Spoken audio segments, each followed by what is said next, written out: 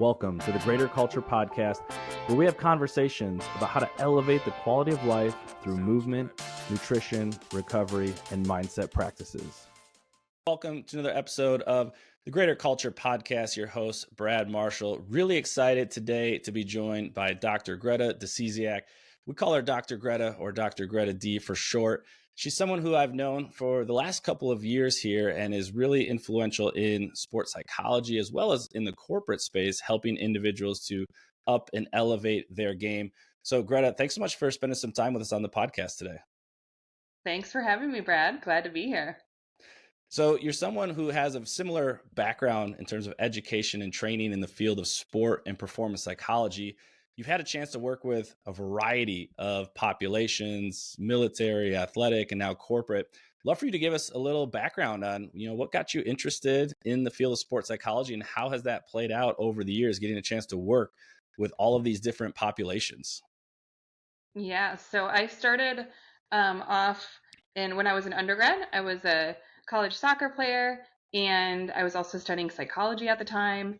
And I remember my professor had a sign up on a bulletin board. This might date me a little bit, but in the bulletin board, it was sports psychology. It was a graduate program in sports psychology. And I wasn't sure what I wanted to do next, but I loved psychology and I loved sports. And I thought, you know what? This might be the right place for me. So I continued on, got my master's degree and doctorate in sport and performance psychology, focusing on clinical psychology as well.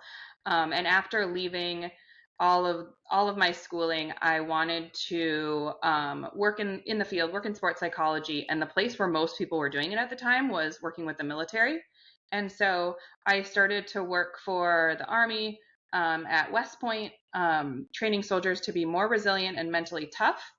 And it was really fascinating, interesting, exciting work. And I'd done that for about 6 or so years and was just ready for a change. And the part of that work that I loved was developing programs for people and figuring out what are the challenges that a leader faces and how can we address that with mental performance.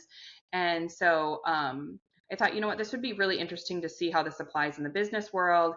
And so took a consulting job for a short period of time and then moved into internal roles at 2 different companies. So I worked at a Fortune 500 company and then worked at currently at a mid-size company. So have really stayed in the healthcare space.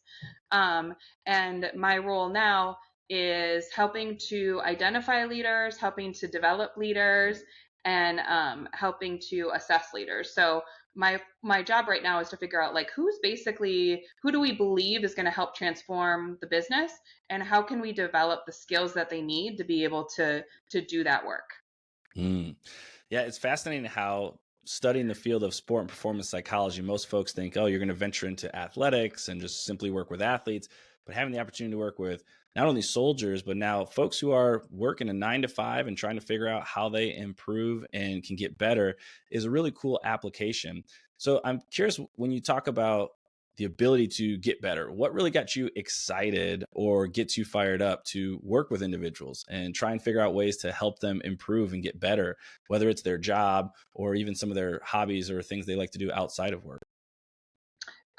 So what gets me really excited is seeing when people are just seeing the opportunity for them to make some changes, and then when we make that changes, they're going to be able to accomplish whatever they had set out to accomplish. So just if they can overcome something in their mindset, or if they can connect differently with people, that some of those things are really going to change the way that they work every day, maybe the way that they enjoy their work every day, or whether they're able to accomplish a goal at work. So I love trying to figure that out, trying to figure out what makes somebody tick, what will help them get ahead, what will help the business perform better.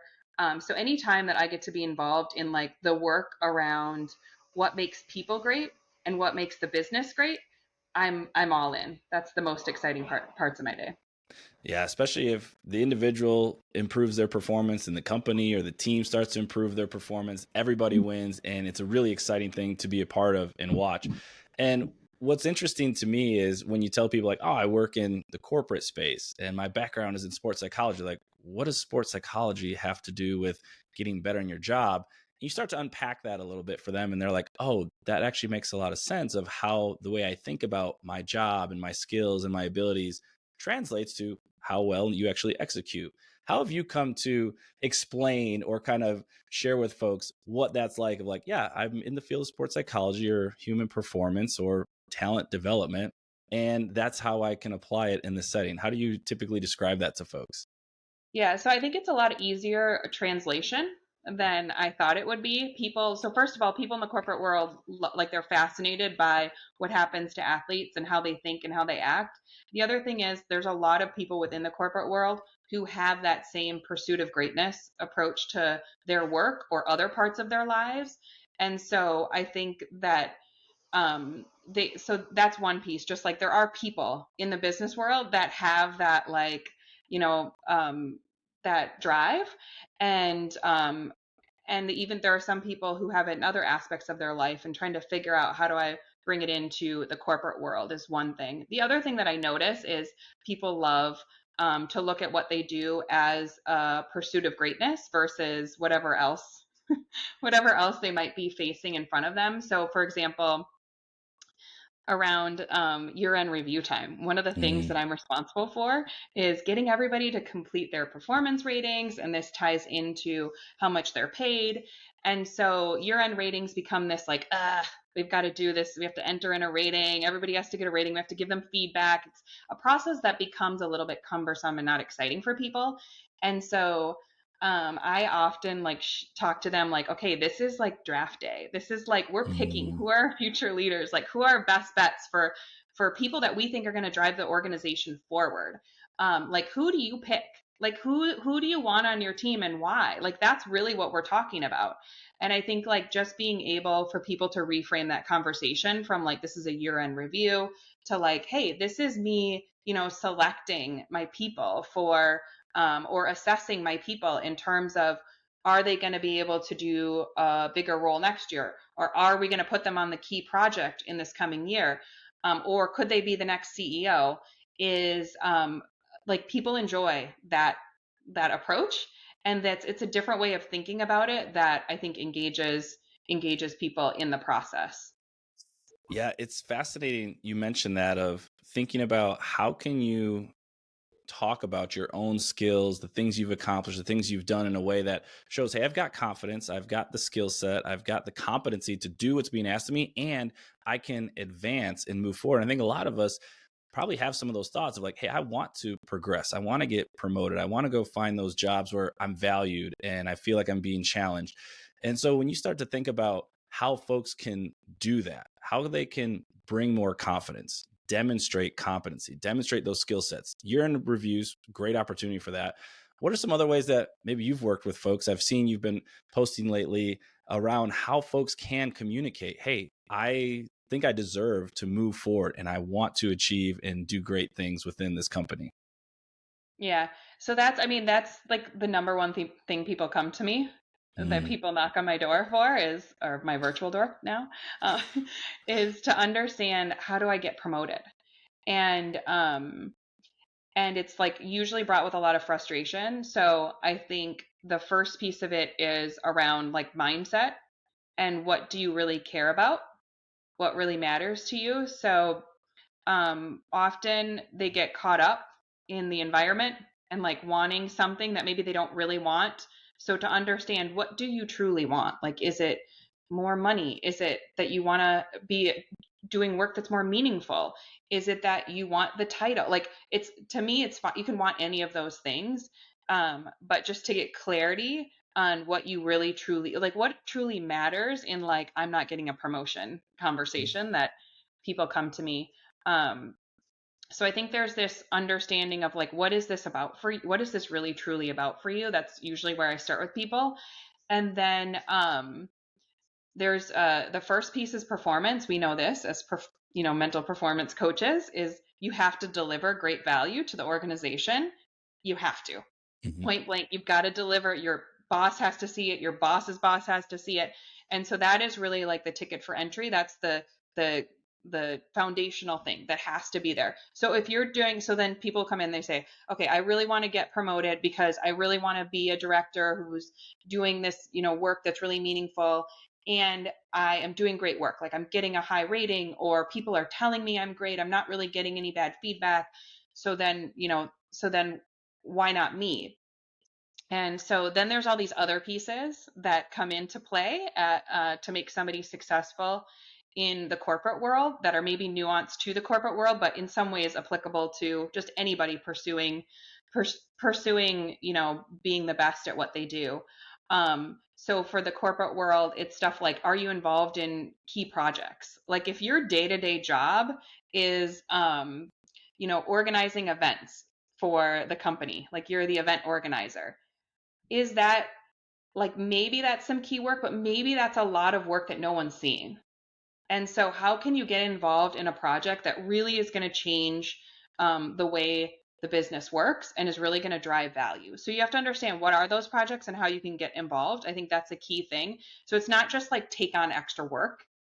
It's like get involved in the right projects, I think, is one piece. And then the other thing is people have to know you in order to promote you. Mhm. And it sounds obvious, but people often miss that. Like they do great work, they put their head down and they want, they're focused on what they're doing, and that maybe they're doing just it flawlessly. But nobody really knows who they are and what they stand for and what else they're capable of doing. And so how can people get to know you and you get to know people, especially decision makers? Um, my old boss used to say, what's the worst thing that can happen when somebody's evaluating your performance and you're not in the room? And the worst thing is that they say, I don't know who that person is. That's worse than them saying something bad about you. At least they have something to say about you. So making sure that people know who you are, I think, is an important piece as well. So getting to know people and sharing the skills that you're capable of outside your work is really, outside of the work that you do day to day, is really important. Yeah, those tangible examples of ways to do great work, but then also realize networking and connecting with others, making sure your work is getting recognized helps to advance and push us forward. Some of the skills I heard you mention there, things like mindset, how you think about your own skill set or the work you're doing, motivation, what's driving you, connection and collaboration with others.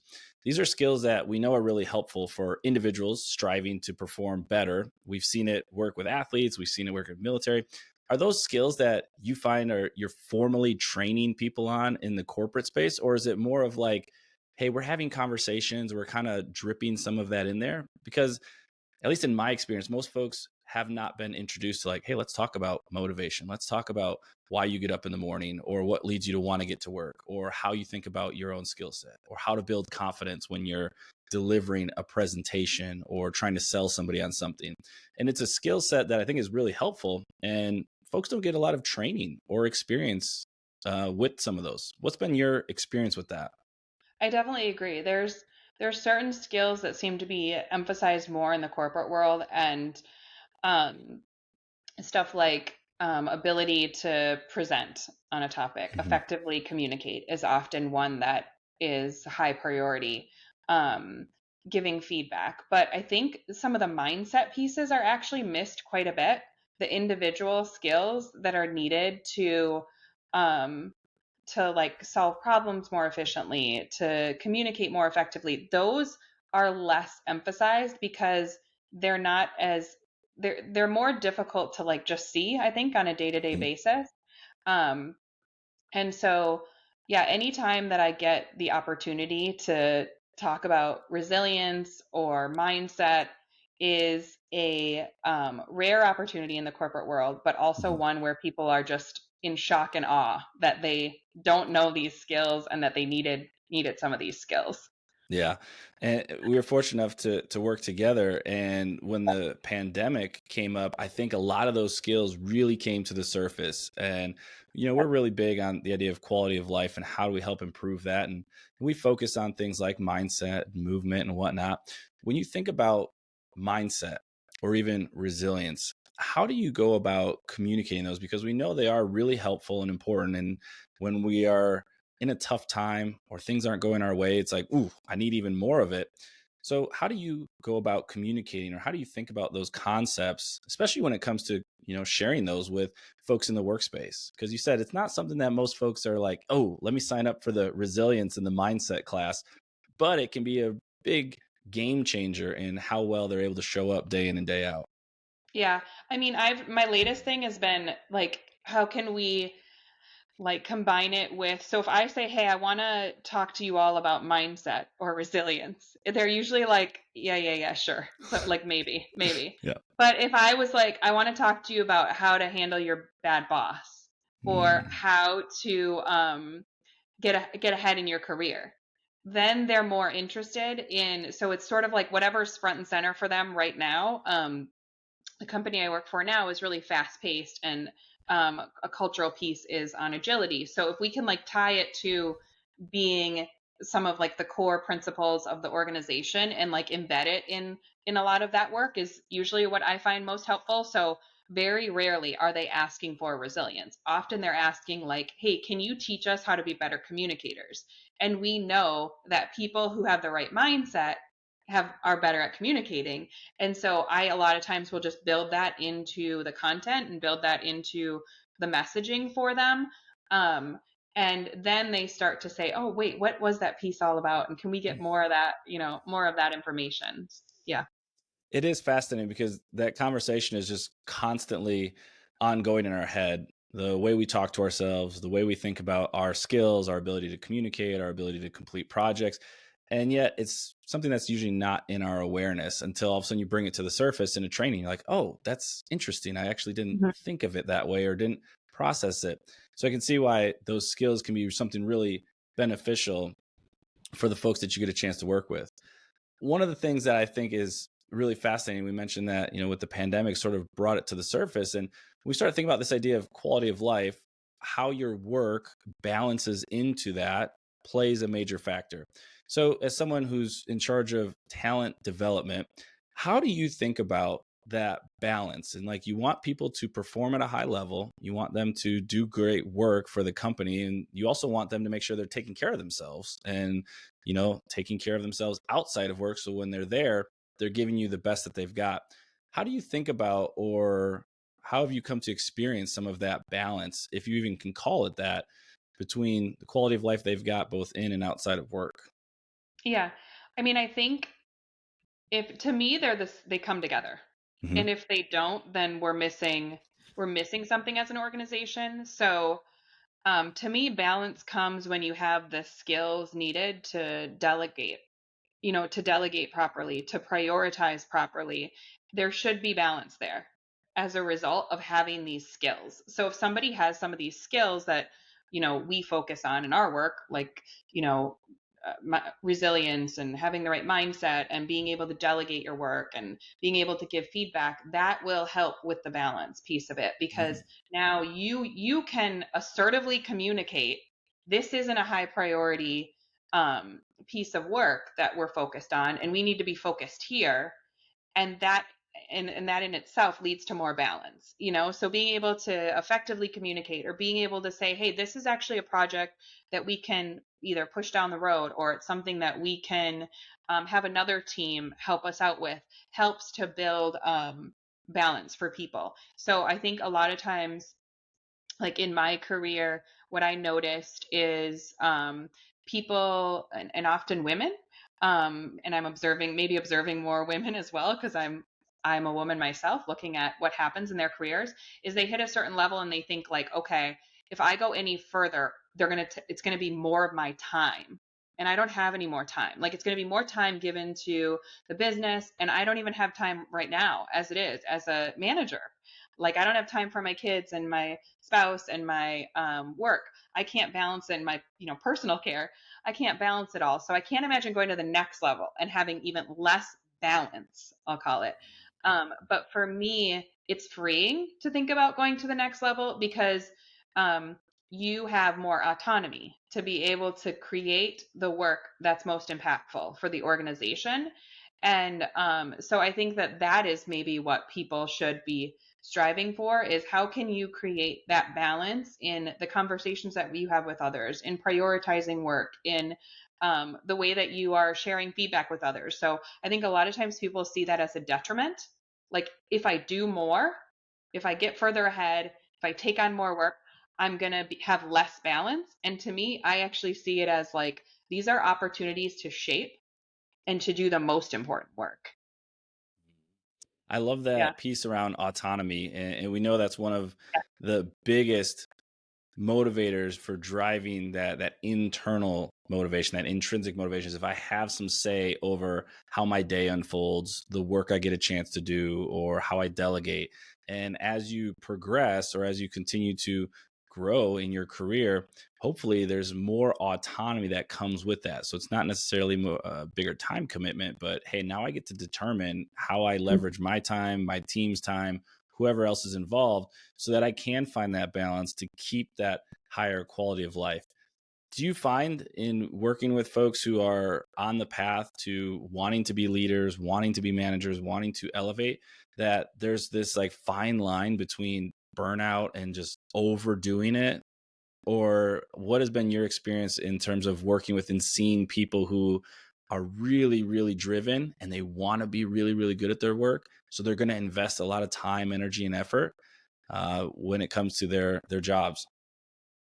Yeah, there's certainly so the way that I see it is more of like it's almost like people go in like phases of burnout and then like they're more intensely focused on the work in front of them and then they sort of like coast a little bit and then they're more, so I noticed that there is, just as so a lot of my work is also within HR, so I also see like what comes in terms of like, you know people needing to take time away because they're Mm-hmm. needing a mental health break. Yeah. So I'm seeing who is doing that, and to me, it's at all levels. Like there Hmm. isn't. It's not like the more senior you get, the more people are burning out. Um, it seems like it's distributed across levels. I think that maybe even as you get further along, you're starting to figure out like, okay, this is a moment where I need to pause and I need to, delegate this work or I need to remove myself from this project. And so um that burnout happens in some ways even less as you get Hmm. more experienced in the corporate world.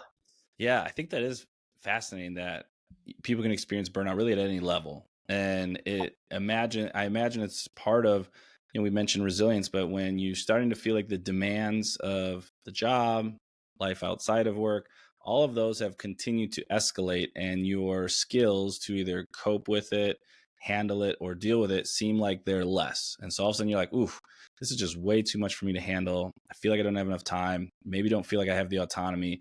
And that's where we start to experience that burnout.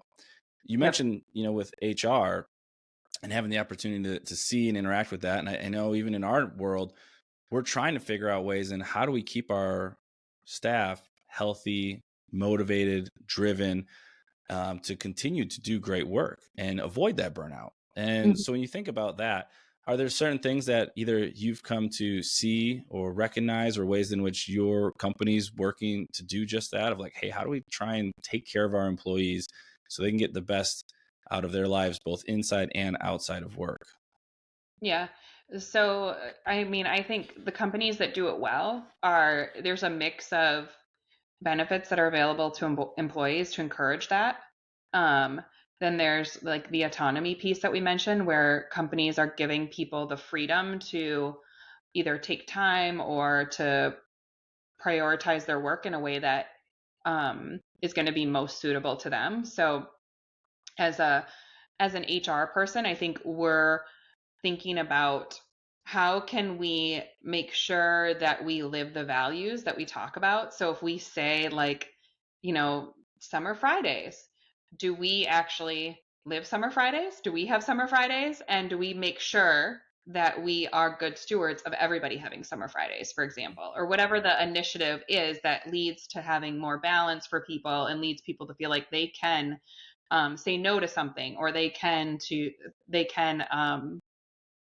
create an environment that works for them. So I think there's some like very structural pieces in an organization that help to ensure that, but then it's also making sure that the culture fits whatever structures in place. Seems to be a nice combination for companies that are able to do it well. Yeah, and I imagine that also puts some of the emphasis, if you will, on the employee to find, hey, am I in an environment that the culture aligns with how I think about the way work should play a role in my life and the way that they take care of me and I take care of them with my performance. And that can be a challenging conversation and thing to navigate because, sometimes we get into a job and we might be so concerned about like, I don't want to lose this job. I need this job, that we fail to look, is this actually the fit? Is this the work I'd like to do? Is this helping me in the way I see things unfolding for me in my life? Because all of us really need a job at the end of the day to be able to do all the things we might like to do outside of work or even within work. So I think that's Yeah. pretty fascinating. One Yeah. of the things I'm curious of is, we mentioned before that quality of life is really important to us, and we try and help with that through movement and nutrition and recovery.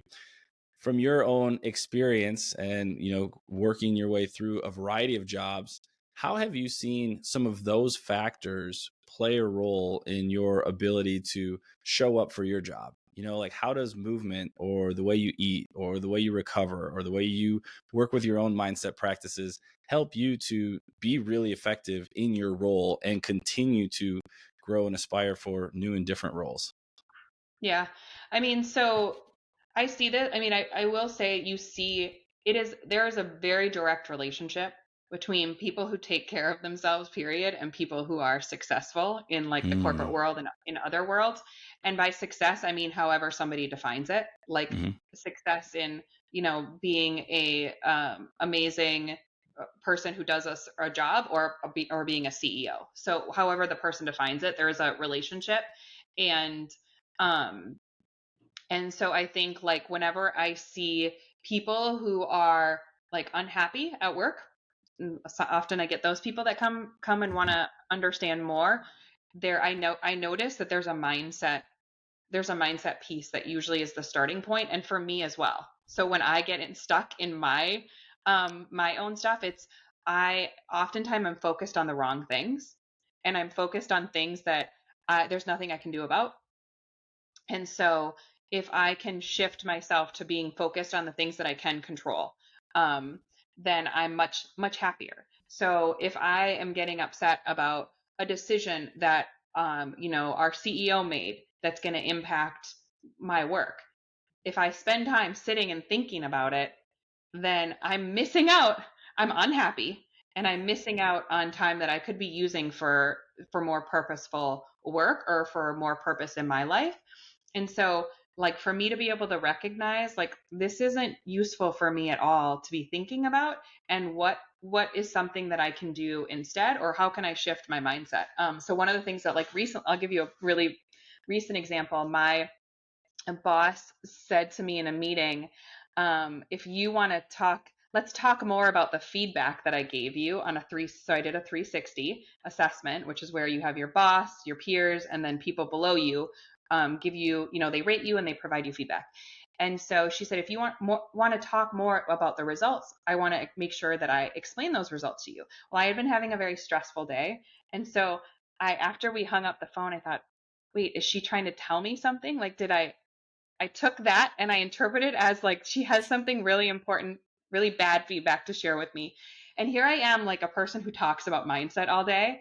And I was like, that's okay. She should be able to give you feedback. That's important. But on the other hand, I was like, wait, she's going to tell me that I'm not doing something right. And so I went through this whole thing that I know the people that I talk to every single day that I work with in my job, the people that I coach, that I coach in my role go through as well. But here I was sitting and doing that thing that they do that I'm like, why are they doing that? Um, and so luckily I have a great relationship with her. So I was able to just, I am her and say, hey, do you have important, what do you need to tell me? And she's like, oh, I just wanted to clarify anything you might be confused by. That was really all she was trying to say. Um, so I was able to quickly like stop my own thinking through that, but it was also a good exercise for me to be able to go through the things that I would tell the people that I work with, which is I would say, like, what's the worst thing that's going to happen for you in this moment? Okay, she's going to tell you that you're not doing something right. So then you can fix it. Like, that's a good thing to happen. Yep. And then I was able to play out, like, what should you be focused on right now instead of that? Like, what is thinking about that? How is that going to help you today? It's not. There's nothing that I can do except ask her what feedback she was going to give me and let her give me the feedback. There's nothing else I can control about that. Like, she already has given the feedback. It's already on the piece of paper. And so for me, it was like, what can I control in this moment? And working through my own, which is often what I'm helping other people do, working through my own, stuff underneath that. Why is this bothering me so much? What is my fears? What is this? And it was really, it was also helpful for me to be able to take a step back and be like, okay, actually, this is a moment where I probably need a break because I'm getting so wrapped up in this. And so I think some of those, like, I'll take a walk and think that stuff through, and I'll think, what can I control? What can I control? I'll think through what's the worst thing that I can do. And some of those skills that I might work with people on to practice myself is important, I think. Yeah, it's funny how some of those skills sound so simple of like, just I am the person, just go for a walk. But in the moment, we can be so wrapped up and just ruminating on worst case scenarios or what's going to happen or this person's opinion of me or this feedback that I might not appreciate. And we like just totally black out and we're like, oh no, like whatever might happen, I might lose my job or this or that. And it's like, whoa, okay, take a breath, go for a walk, see if we can make some sense of like all of those things that are running around in your head and what do I have control over, what do I not, how do I approach the situation with the way that I'd like to handle this rather than saying something, sending an email or an IM that all of a sudden you want to pull back because it was delivered in a poor way. But it's funny how those skills can seem so simple, yet in the moment they don't seem accessible to us. Yeah, they're tricky in the moment. Exactly. Yeah. Anytime that stress level gets activated and it gets high enough, it almost seems like it just shuts off any type of analysis and forethought into like, hey, what's actually going on here? So you mentioned the ability to dial in, hey, what can I control? What can I not control? Is something that's really helpful for you. What have you found to be helpful for keeping things, if you want to use the term balance or feel like you're able to show up your best each day? You're a mom, you're also a wife, so you've got a family, you've got a job that you appreciate, you've got all these other things going on. So talk us through, like, what are the things that you like to do on a day-to-day basis that help you to bring your best self to work and your family each day? Yeah, I recently heard somebody say, don't prioritize your schedule your priority. I like that. And so, this in certain settings, it's really easy to just look at your calendar or look at your to-do list and start checking off the list or start going through the meetings and figuring out, what do I need to do to be effective in this next meeting? And what happens is, for me, at the end of the day, then I don't feel completely fulfilled by the work that I did. I'm pursuing somebody else's priorities. And so I need to make sure that I schedule my priorities or schedule my boss's priorities or the priorities of the company that I'm working for. So I think that's really important. I notice when I give myself time to do that, I'm much better for the organization. I'm better for them. I'm better for me. And it sounds so simple, like but it's so easy to just get wrapped up in what is the next thing on my to-do list and not looking at what is the most important thing for me to be doing today. Yeah, it's amazing because I know we hear the same thing where people can get so busy and, taking kids to and from certain events. I've got work, we've got other obligations, where the last thing that ends up being on the plate is like, hey, how do I actually take care of myself? Have I given myself some moments of silence throughout the day if I need it? Have I moved today? Have I eaten in a way that's going to support some of my goals? Have I taken those moments to connect with others in a meaningful way? And it's funny how if we simply go off of the to-do list and just one thing to the next in the schedule, you get to the end of the day, you're like, where did today go? I feel exhausted. I feel really burned out. And that can be a challenge. So finding those moments where, hey, let me put my priorities on here. And this is a non-negotiable. Like, this is going to happen today because of the way it makes me feel or the way it impacts me in the rest of my day. And what sort of benefits have you found on the days when you do that, when you're like, priorities are on there, I'm making sure I take care of those? Yeah, I mean, I think those days mean like for me, it's like I have mental energy to be a good mom. I have mental energy to solve, the little problems that might pop up Hmm. at work more effectively. So I think having that like additional mental energy, I sleep better. Like you can tell if they're stressed, then you're not sleeping as well. The other thing that I try to do every day is just make sure that there's people on my calendar that um, have a similar mindset or fill my cup versus Hmm. take from me. Hmm. So for me, I do a lot of work with rotational leadership programs. So where people are, a lot of times um, trying to figure out where do they, what career path they're on, and they're often the type of people just that are very passionate and curious and ready to do anything. And so making sure that I'm interacting with those people or coworkers who are passionate about the work that we do in talent development and leadership development, those having those people is like energy for the rest of the day for me. It's Hmm. like a few 30 minutes, someone like you, Brad, meeting with Brad is going to give me all the energy that I need to get through the other stuff that happens. So important for me to understand like who are my people that are equally passionate, and it doesn't even have to be the same topic. They're just passionate about what they do or about something in their life, and that leads to me feeling energized. It leads to more creative thinking. I've noticed too. Like I have those meetings, and then it makes me think of something else that might be a better way of doing something. So Hmm.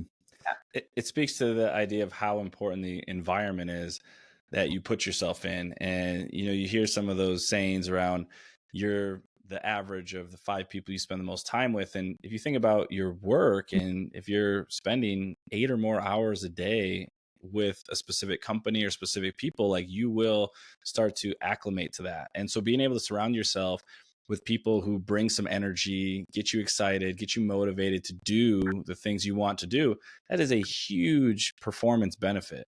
I know it's the same reason why people tend to like to join a specific gym. They like the community aspect, they like the support, the accountability, gets them motivated to keep going. Same thing with nutrition or mindset. So surrounding yourself with people that help to push you in the direction you want to go can be so helpful and impactful. Mhm.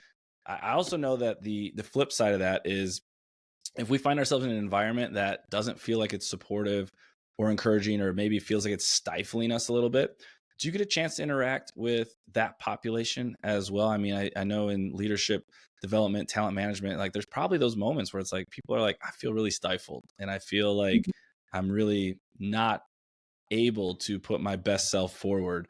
What do you Mhm. do in those situations? Or how do you help coach somebody through those moments? Yeah, I see those moments quite often as well, as Hmm. you can imagine. Um, So I think there's this piece I mentioned before on like controllables, like what can Hmm. you control? And so how can you um, control you and control what you say and control what you're thinking? Can you control some of the work that you're doing? So helping people to like starting there, like how can you get through today, essentially? Hmm. Like what do you Hmm. need to do to be effective today? Um, and then figuring out like, I would say the majority of time it's just not a right fit for the environment and not necessarily like bad people. It's just you for whatever reason, like you in this environment isn't it doesn't work. It isn't effective for you. And so helping people to understand like what do you need? Like what are those things that are really going to drive success for you and how can you find them in another opportunity within the organization in working on some different projects is another way that I usually approach those problems because of the role that I am um, in the corporate world. A lot of times I can influence on like the back end as well, which I think is really like I think that's one thing that I love about the work that I do is so I can see somebody who's struggling in their role, I can help them work on their mindset, work on influencing people differently. But then I can also look at like what's happening in that person's leadership team. Are there some things that I can help coach their leader on how to be a Hmm. better manager? is there some things that I can influence the environment and the way the work flows across the organization that's going to influence this person and their experience? So, like ultimately, my job is to help the company that I work for be as like drive value, Mm-hmm. drive results. Mm-hmm. And so we know that if people are happy and engaged and energized at work, they are more likely to drive results. And so for me, I'm like, how can I help influence the leaders, the leadership team to be able to drive that results? And a lot of times I can provide feedback to that leader in a way that maybe you can't as an employee. And so to be able to have some of those conversations are really impactful. So I'm kind of thinking like, what are all the different levers I can pull at an individual level, as a team level, at an organizational level as well? Yeah, working on the perspective that the individual's taking. Are they seeing things accurately, appropriately? Are they handling what they can control? Can we go influence the leadership, the culture, whatever that might be, and how we can leverage that? And you start to see how all of these pieces play this, put together this puzzle of like, hey, if we actually want to perform our best, we need people operating at their best at all these different levels. If something's out of whack, all of a sudden things seem to be a little off, or the employees aren't happy, the manager's not leading a certain way, and all those things lead to poor performance. And you mentioned the idea of leadership and leadership development. I think for a lot of folks, making that transition from somebody who's the doer of the work to like, hey, now you're a manager. Now you're working and overseeing people, and you're trying to guide and influence. Those are two different skill sets. And what got you to be a great performer of doing whatever the work is and being a great manager, they're not necessarily the same thing. So, how have you experienced, or how have you learned to help folks who are maybe in that position of, you know what, I like the idea of being a manager, I like the idea of being a leader, trying to influence and impact people. I need to learn how to be a manager. I need to learn how to be a leader. What does that look like? Or what are some of the skills or traits or characteristics you've seen that help people to take on that role and then do a really good job in terms of being a Yeah. leader or a manager?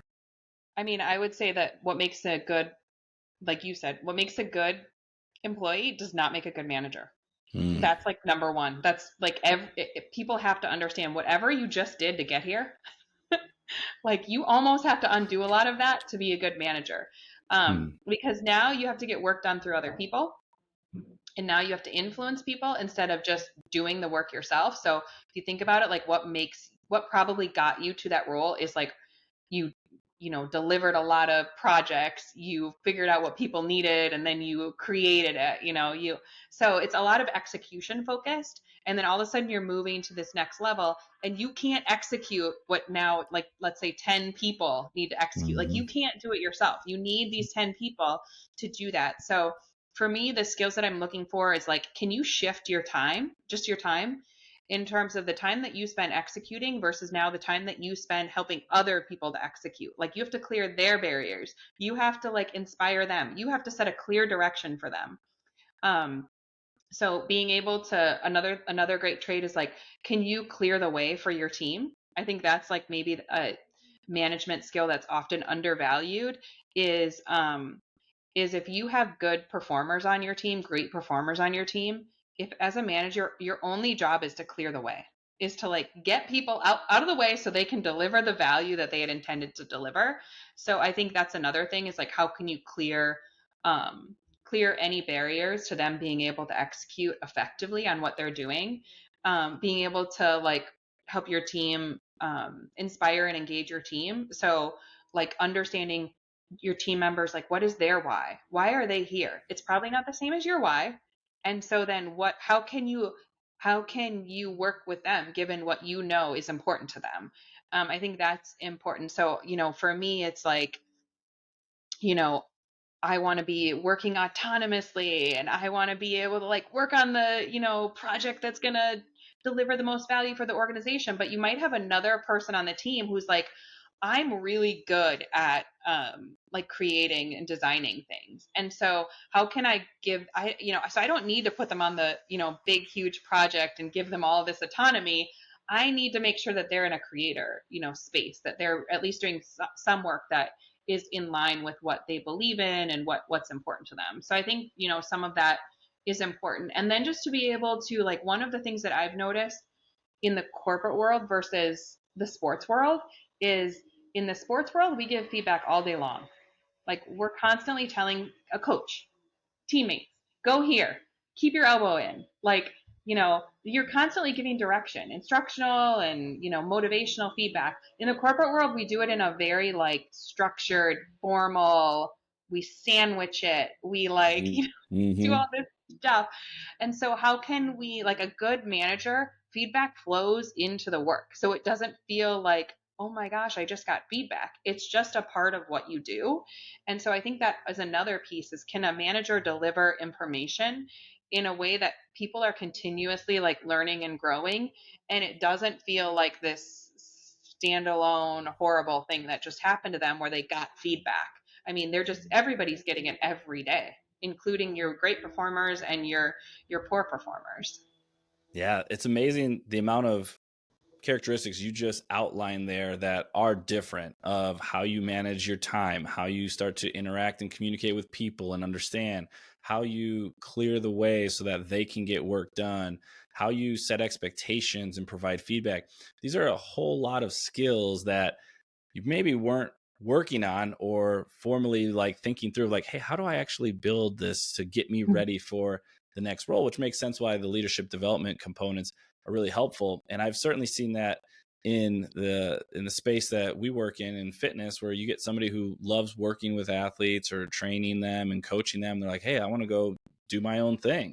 And now they're like, well, I know how to coach, I know how to interact with folks one-on-one, but now I have coaches under me and I've got a business I need to lead, and I've got to try and figure out ways to navigate that and be now a manager or a leader of a team. And that is such a difficult and challenging skill set that if we're not, working on it or developing it, it's tough when you get in the moment and now you got people looking at you like, what are you doing? Like, you're not really creating the space for me to do my job.